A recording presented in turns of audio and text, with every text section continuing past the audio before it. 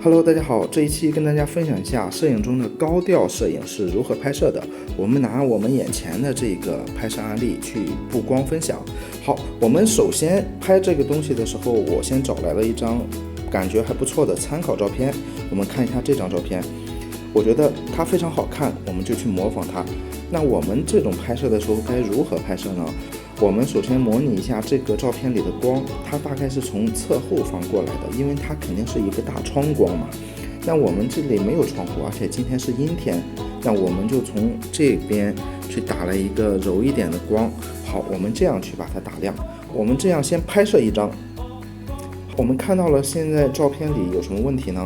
就是这一部分是比较亮的，但是这一部分还是比较暗的，对不对？就是我们在拍的时候呢，就是一开始你不要去顾及那么多，你直接拿过来就去拍好了。有问题呢，再去解决问题，这是一个不错的思路，这是我的一个建议。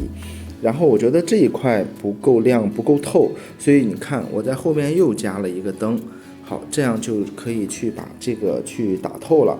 我们现在加入第二个灯之后，再看一下。这个感觉就已经是我想要的了。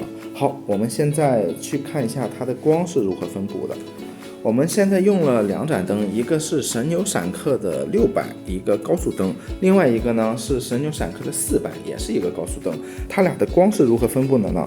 我们在引闪器中看一下。这个 A 灯呢就是这个侧光，然后呢这个呢 B 灯呢就是这个正后方的逆光。然后我给它设置的 A 灯是1/32，B 灯是1/16，这里仅做参考，就是大家要记住，看感觉不要看参数，就是我不够亮的时候我去给它加，如果太亮了我去给它减，仅此而已。我们现在看一下效果。OK， 现在拍出来的这个曝光已经是我觉得比较满意的了。好，我们现在给它场景里边重新去布置一下，像我们这些常用的一些道具，像这种杯子啊，像这种布啊，还有这种卡片纸。OK， 看到了吧？卡片纸。我们选好我们的角度之后呢，我们重新用同样的布光布景，我们再去拍摄一张。好的，大家现在看到了吗？这个效果已经是还不错的了。好了，这一期的分享非常简单，希望能对你有所帮助。大家记得持续关注我，因为我们后边还有很多的干货要跟大家分享。